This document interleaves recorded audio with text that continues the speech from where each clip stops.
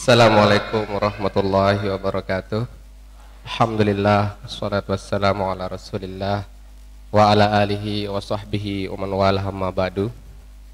Bapak Ibu dosen yang saya hormati, para kaprodi dan seluruh mahasiswa yang saya banggakan. Tentu pertama-tama puji syukur kehadirat Allah Subhanahu wa taala yang telah memberikan kita nikmat sehat dan kesempatan sehingga kita bisa melaksanakan literasi award kedua tahun 2021. Kemudian salawat dan salam kita haturkan kepada junjungan alam Nabi besar Muhammad sallallahu alaihi wasallam yang melalui wasilah beliau kita mengenal atau memeluk dinul Islam. Oke, baik. Bapak Ibu dan para mahasiswa yang saya hormati, sebagaimana yang telah menjadi kalender event di STAI Darul Kamal bahwa literasi award ini sudah menjadi annual, sesuatu yang dilaksanakan setiap tahun, terutama di akhir tahun. Nah, kenapa hal ini penting dilakukan? Agar semangat literasi itu bertumbuh secara kontinu, secara terus-menerus. Awalnya ide ini kan ide yang biasa-biasa saja, sederhana, bahwa kita bikin web dulu awalnya untuk menampung coretan-coretan Facebook mahasiswa ke web. Karena mahasiswa kalau saya perhatikan tiap hari update status di Facebook, di Instagram, di WA dan seterusnya. Nah, kenapa tidak kemudian kebiasaan itu kita ubah menjadi kebiasaan menulis yang lebih terstruktur dalam ruang web? Itu sebetulnya ide awal, kemudian melahirkan web Alif Lam. Itu yang cerita awal. Oke. Kemudian sesuai arahan Pak Ketua sekaligus hari ini sebagai moderator, saya suruh cuap-cuap. Saya tidak sempat bikin PowerPoint, tapi saya coba nanti secara random bicara soal tema yang disuguhkan tadi. Bicara literasi rekonstruksi peradaban teks menuju STAI yang berdaya saing, ini tema besar yang coba saya breakdown menjadi peradaban teks sebagai jembatan pengetahuan dari literasi teks menuju literasi digital. Nah, saya ingin tarik perbincangan ini pertama-tama dari perspektif berat mungkin ya, tapi tidak apa-apa, kita coba ringankan. Filsafat bahasa. Sebelum kata literasi ada, kita akan merujuk dulu ke aksara. Sebelum aksara ada, kita akan merefer kembali juga ke bahasa. Nah, karena ini STAI Darul Kamal yang basis epistemologinya Islam, saya akan berangkat dari dalil Quran, biar religius gitu, biar punya pendasaran yang kokoh. Kenapa aksara kemudian berkembang jadi literasi, kemudian berkembang jadi ilmu pengetahuan? Kalau kita lacak di dalam Al-Quran, kemunculan bahasa pertama kali itu, aksara itu, bahasa sebelum aksara, wa 'allama Adamal asma akullaha. Ini Al-Baqarah kalau tidak salah, nanti saya dikoreksi Pak Kajur saya, Pak di IAT. Jadi kata kuncinya di sana al-asma. Al-asma kalau diterjemahkan ke dalam bahasa Indonesia, nama-nama. Nama-nama itu mengandung kata. Kata itu mengandung huruf, aksara. Meskipun huruf belum ditemukan mungkin saat itu. Tetapi bahwa tidak ada sesuatu, kalau meminjam teori Derrida ya, tidak ada sesuatu di luar bahasa. Tidak ada sesuatu wujud yang di luar bahasa. Artinya apa? Benda itu dia akan pasti kita bungkus dengan bahasa. Kalau sesuatu yang kita tidak tahu, Mau kita bahasakan apa, seolah dia tidak ada. Padahal ada realitas wujudnya, tapi ketika dia tidak bisa dibahasakan, dia tidak ada dalam mindset bahasa kita. Nah ini misalnya ya, mic. Dia terbungkus dalam bahasa kita kenal sebagai mic karena kita bahasakan sebagai mic. Kalau dia nggak punya nama, kita bingung. Berarti tidak ada benda di luar bahasa. Nah itu yang pertama. Jadi wa'allama adamal asma, itu adalah pendasaran munculnya satu kemunculan awal bagaimana bahasa kemudian nanti berkembang. Itu secara dalil Qur'annya begitu kira-kira secara filsafat bahasa. Nah kemudian kita bicara bagaimana literasi ini berkembang, tidak ujuk-ujuk ada huruf. Tidak ABCD yang kita kenal sekarang, alfabet yang Latin atau bahasa Arab, tidak serta-merta ada. Tetapi tradisi pemahaman literasi awal berupa simbol-simbol. Nah, kalau kita belajar sejarah peradaban ya, kita tahu ada kebudayaan besar yang melahirkan tradisi tulis awal, misalkan Mesopotamia. Itu ada huruf paku, pakai simbol-simbol gunung, segitiga, bulan, dan seterusnya. Itu menjadi huruf awal. Kemudian tradisi tua lain itu Mesir.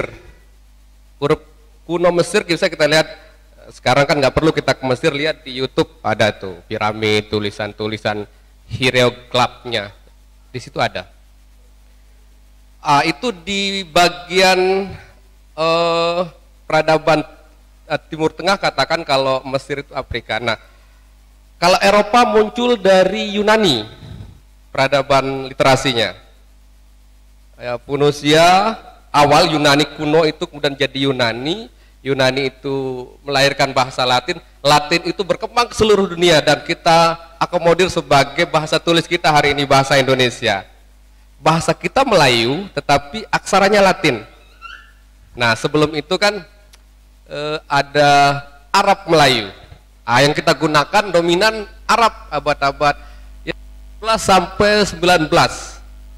Nah di abad 20, dari 1920, dominasi bahasa Latin menguat seiring kehadiran kolonialisme, POC. Nah, itu tuh perjalanan panjang bahwa literasi itu muncul dalam kurun waktu yang panjang dari peradaban simbol, kemudian berkembang nanti menjadi manuskrip. Nah, setelah simbol orang nulis di bangunan ya, di batu, di mana-mana. Kemudian kalau di zaman kedatangan Islam nanti kemarin Pak Sunardi juga pernah menyampaikan dalil utama literasi kita Al-Quran, Iqra. Jadi bukan perintah ibadah dulu yang muncul, tetapi malah Iqra, membaca. Bukan wahidu, tauhidlah, bertauhidlah, tidak. Ubudu, tidak, tetapi Iqra, bacalah. Berarti tuntutan membaca lebih awal ketimbang tuntutan ritual. Ini dalam tradisi Islam. Kenapa kemudian kalau kita baca sejarah Islam, ada kita pernah memiliki yang disebut Golden Age, lahir para pemikir, penulis dari Al-Kindi sampai yang terakhir itu yang paling muda yang mengkritik Al-Ghazali adalah Ibnu Rushd. Itu rentetan para pemikir Islam. Nah hari ini semangat itu sepertinya mulai kurang karena peradaban pindah ke barat. Kenapa? Itu tidak lepas dari perkembangan literasi di barat pasca penemuan mesin cetak. Gutenberg menemukan mesin cetak, kalau tidak salah itu abad-abad 16. Nah dulu tradisi di Eropa di abad ke-8 satu-satunya sumber pengetahuan adalah gereja. Jadi di luar gereja itu salah semua. Jadi yang berhak menentukan salah benar itu orang yang di gereja. Nah ketika mesin cetak, Alkitab ditulis, pengetahuan itu menyebar. Nah orang-orang awam yang dulu jadi jamaah pinter baca Injil, lalu dikritiklah orang gereja. Nah jadi kehadiran printing press, tradisi cetak itu meruntuhkan feodalisme intelektual di Eropa. Jadi orang-orang pinter baru muncul dari kalangan ya anak petani, orang biasa, bukan kalangan bangsawan begitu. Ini muncul jadi orang-orang pinter yang melakukan perubahan. Nah ini semakin masif pasca revolusi industri. Orang nyetak buku terus disebarkan ke berbagai dunia, hingga pengetahuan itu merata, dan tingkat ilmu pengetahuan itu menjadi merata. Kalau dulu masih tradisi tulis, belum ada cetak, hanya orang-orang tertentu yang bisa mengakses kitab, buku, dan seterusnya. Tapi hari ini semua kita bisa membaca buku, semua kita bisa menikmati ilmu-ilmu itu. Nah, itu konteks peradaban Eropa. Nah, itu ya transformasi teks. Nah, kemudian dari mana kata literasi itu muncul? Karena sekarang di Indonesia itu sangat booming literasi. Tidak hanya digunakan dalam aktivitas tulis menulis, literasi di Indonesia sekarang ada literasi keuangan, ada literasi digital, ada literasi bencana, ada macam-macam. Nah, pengertian literasi ini kan tumbuh dari satu social movement yang bergerak di Eropa pasca penemuan mesin cetak. Jadi orang setelah ada mesin cetak bisa melakukan surat menyurat koresponden. Nah, disebut kalau di awal-awal disebut sebagai res publica literaria, yaitu satu republik imajiner tentang bagaimana kita mendiskusikan ide kita dengan kawan yang jauh. Jadi orang menulis surat The Republic of Letters ke teman-temannya untuk mendiskusikan pikirannya. Ini berkembang di Eropa, melahirkan tokoh pemikir, kemudian ya sampai di abad 20 ya muncul kemudian tokoh-tokoh, misal ada kalau di Jerman mazhab Frankfurt, kelompok diskusi kecil yang kemudian paradigmanya mendunia. Di Prancis macam-macam juga muncul. Itu muncul dari aktivisme yang berawal dari res publica literaria. Jadi orang tulis menulis, saling berkirim surat tentang pemikiran, kegelisahan, dan seterusnya. Nah, ini fase perkembangan literasi. Oke, itu di Eropa. Sekarang kita coba masuk ke konteks Asia Tenggara.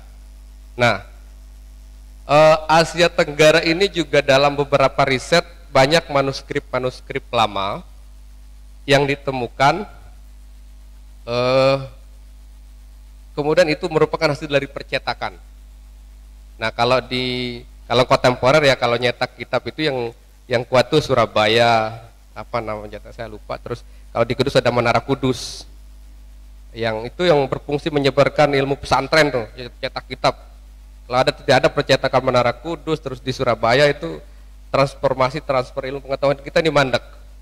Jadi kita harus berterima kasih bahwa di balik intelektualitas kita ada tangan-tangan yang mengerjakan kertas, yang mencetak.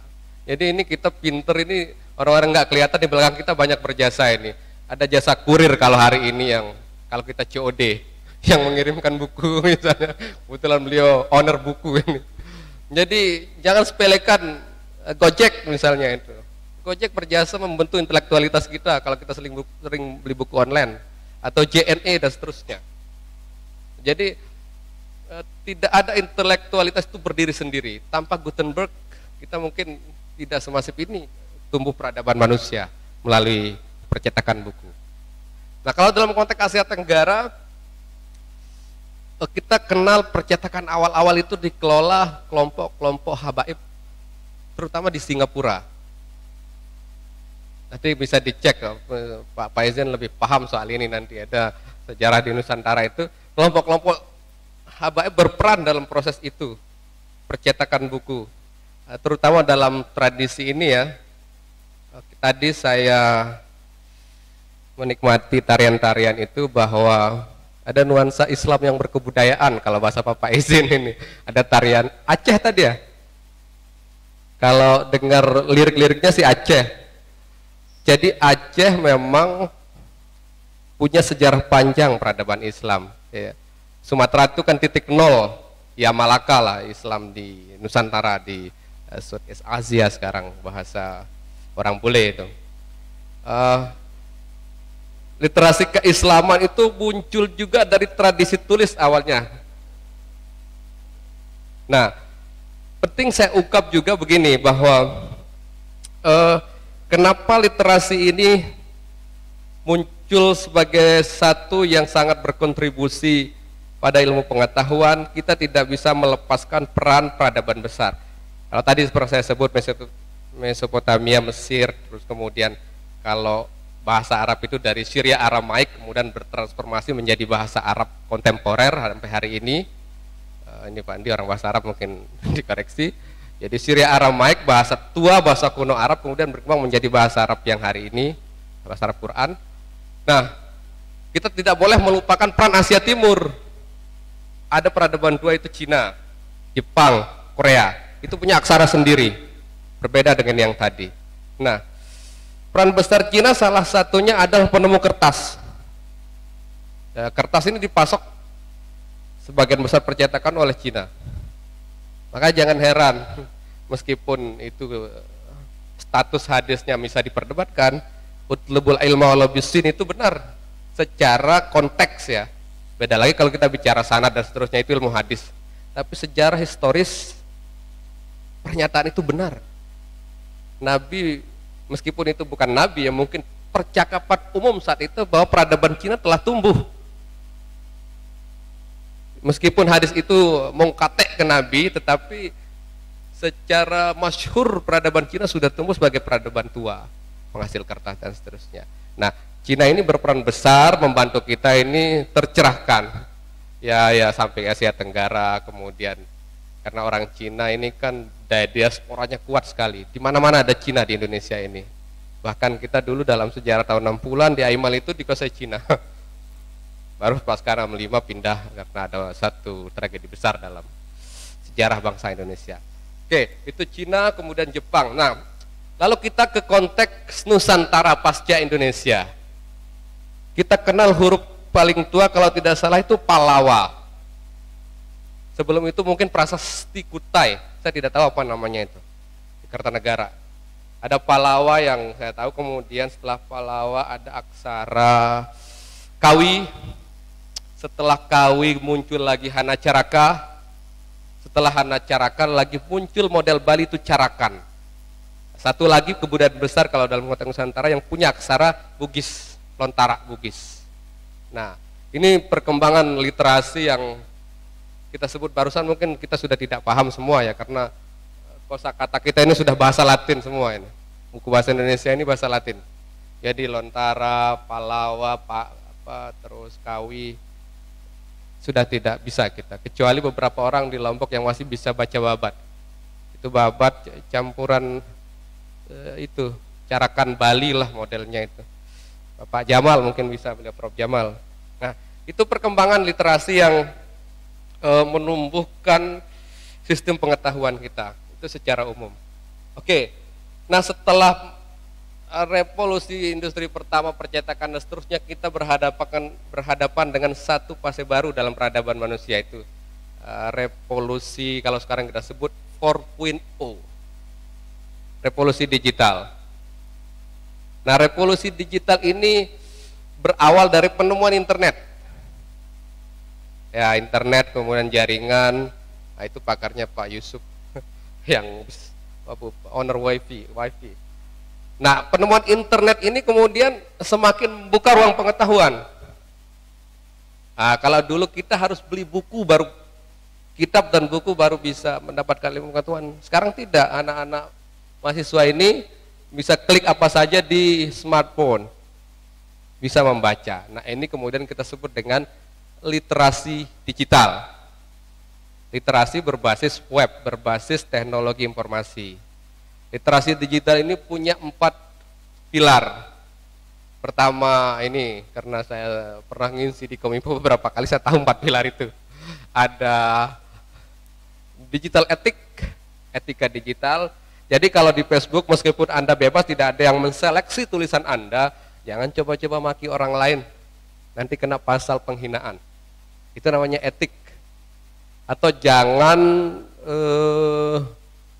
menghack Facebook orang, itu bisa kena undang-undang masuk penjara. Nah, itu wilayah digital etik, ini literasi digital ya. Kemudian apa itu? Keamanan digital, security etik, digital security. Keamanan digital itu kita harus paham hari ini. Bisa jadi Facebook teman-teman mahasiswa itu di apa sih? Di cloning istilahnya, digandakan, dipakai foto, kemudian mama minta pulsa, itu banyak kasusnya. Jadi minta tolong saya di luar, isikan pulsa dulu nanti saya bayar.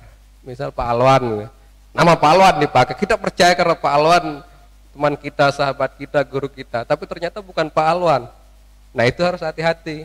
Ada aspek keamanan digital dalam literasi digital terkini yang sekarang juga sedang dikembangkan pemerintah melalui literasi digital nasional di seluruh kabupaten kota.